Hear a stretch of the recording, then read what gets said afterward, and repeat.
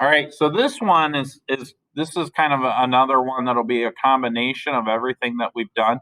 Notice that we've only added one rule to the section, and that just kind of tells us how to take a rational power and convert it to what we call a radical. So anything under the square root symbol, that's called the radical sign. We always call it the square root sign, but really it's a root sign, which we call the radical. So now this one, we need to simplify this. So this is going to be the cube root of a bunch of stuff. So we got to think of terms that will equal.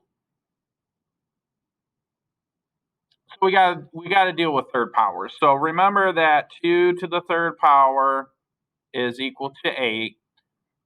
4 to the third power is equal to, why did I skip to 4?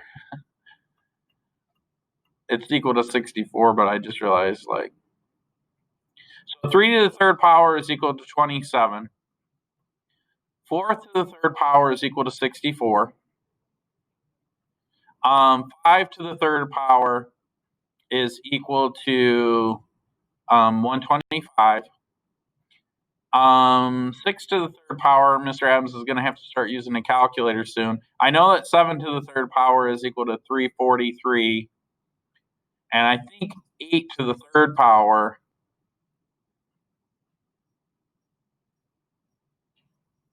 I got to think about that one. So let's plug those in a calculator real quick and see. So if I say, what was it, 6 to the third power? I want to say it's like 296 or something. 216. So let's write that in. Oops, wrong one. So that's 216.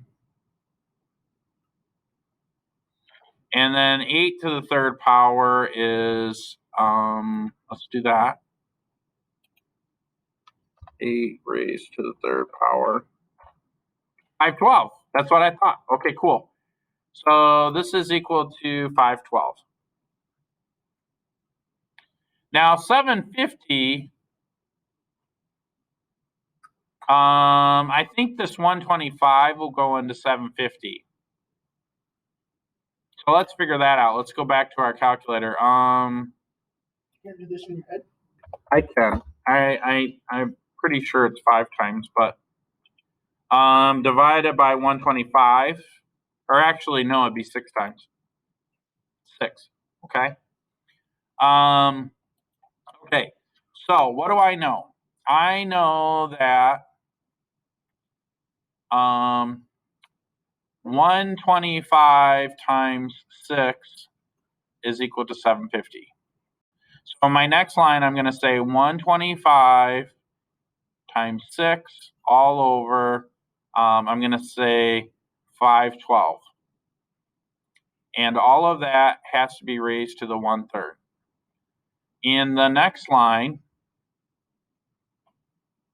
now I'm going to distribute this through. So I'm going to say 125 to the 1/3 times 6 raised to the 1/3 all over 512 raised to the 1/3. Next, I'm going to say 5 to the third power raised to the 1/3 times 6 to the 1/3 all over 8 to the third power raised to the 1/3.